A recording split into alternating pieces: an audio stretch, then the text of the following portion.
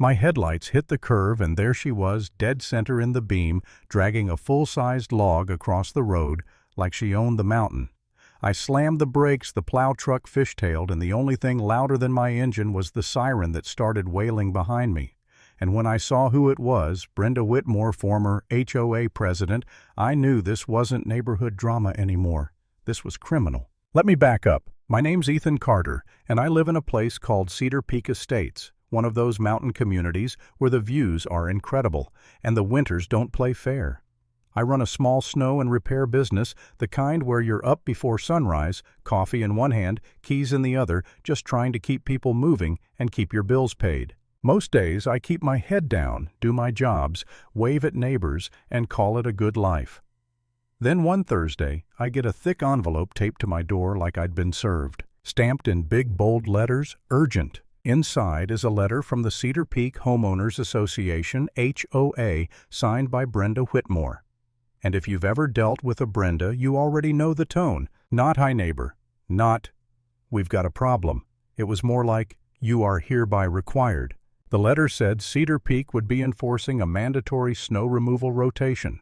Translation: if the roads in the community weren't plowed within 24 hours after a snowfall, residents would be assigned shifts to plow the neighborhood roads themselves. 12 miles of steep, twisting mountain road, with drop-offs, in a storm. And if you didn't do it, $500 per day in fines plus administrative fees, plus they could hire a contractor and slap the cost onto your account, even put a lien on your house. I read it twice just to make sure I wasn't hallucinating.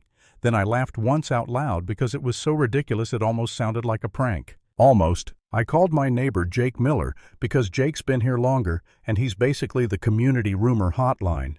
He answered on the second ring like he'd been waiting. "Got the Brenda letter?" he asked. "Yeah," I said. "Tell me this is a joke." Jake snorted. "Brenda doesn't do jokes, she does power moves." And then he reminded me of something I'd tried to forget. A few months earlier at an HOA meeting, Brenda wanted to cut down a line of old trees near the community building because they blocked the view.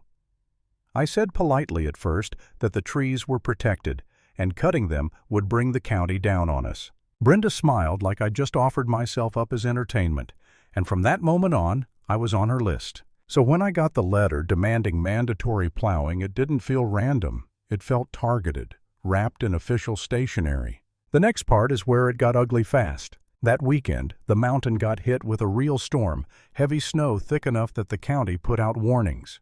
I was contracted with the county for certain routes, so my crew and I were out there grinding all night clearing public roads so ambulances and school buses could move. Meanwhile, Cedar Peak Estates' private roads untouched. Cars started sliding. People got stuck. A couple of folks had to park at the entrance and hike in like pioneers. And I got it, everyone was stressed. But instead of the HOA hiring a professional crew like any sane community would, Brenda decided this was her moment to prove a point. My phone rang around 8 a.m., right when I finally sat down for the first time in 12 hours. Brenda's name popped up and my stomach did that little drop it does when you know you're about to lose brain cells. I answered anyway. Her voice came in sharp and bright like she was hosting a customer service training video. "Ethan, I'm calling regarding your failure to complete your assigned obligation to the community." I blinked. "I'm literally out plowing county roads right now." "That is not relevant," she said. "The HOA schedule requires our roads cleared within 24 hours. I looked at my dashboard clock, then at the wall of snow still coming down. "Brenda, I'm one guy. This is a mountain. And your letter doesn't even say who's paying for this." Silence for half a second. Then the hammer. "You are in violation. The fines begin today. $500 per day until the road is plowed." And she hung up. No discussion, no problem solving, just punishment. That's when it stopped being annoying and started feeling like a trap. By Monday, I had 2 violation notices taped to my mailbox like I was in a bad comedy. One for failure to comply, another for creating an unsafe environment. Like I was the one who ordered the snow. I called the HOA office line. It went to voicemail. I emailed. No response. And then I saw the HOA website had a new post, Brenda's post, about community responsibility, with a little line about certain residents refusing to help. She didn't say my name, but she didn't need to. People know who owns the only real plow truck for miles. That night I sat at my kitchen table with the notice in front of me and the kind of exhaustion that makes your thoughts feel slow and heavy. I could feel the pressure building from all directions, neighbors angry because they can't drive Brenda acting like I'm the villain, the HOA threatening my house like it's a parking ticket. And I'll be honest, there was a moment where I thought maybe I should just do it.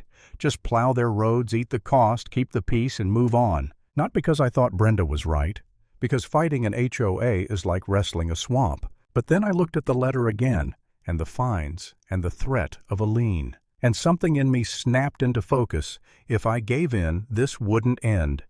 It would become the new normal. I'd be their unpaid contractor forever, and Brenda would learn she could bully anyone into anything as long as she used the right letterhead. So instead of grabbing my keys, I grabbed my phone and called a lawyer. Her name was Lauren Park, and she had the calm voice of someone who's heard every flavor of nonsense. I explained the letter, the fines, the rotation, the threats. Lauren didn't even hesitate. "Do not pay a dime," she said. "Document everything. Save every notice, every email, every post. And if they try to file a lien, we respond immediately." I exhaled like I'd been holding my breath for days. "So they can't just make me plow a private road." "They can try," Lauren said, "but they can't force a resident to perform commercial services without contracts, insurance, and liability coverage. If someone gets hurt, it's a disaster for them." That word liability was the first real crack in Brenda's armor I could see. The HOA announced an emergency meeting for community safety. Translation: Brenda wanted an audience. The community room was packed, people in boots and puffy jackets, arms crossed, faces tired and irritated. Brenda stood at the front like she was running a courtroom. She launched into a speech about cooperation and shared responsibility and a few individuals who refused to help.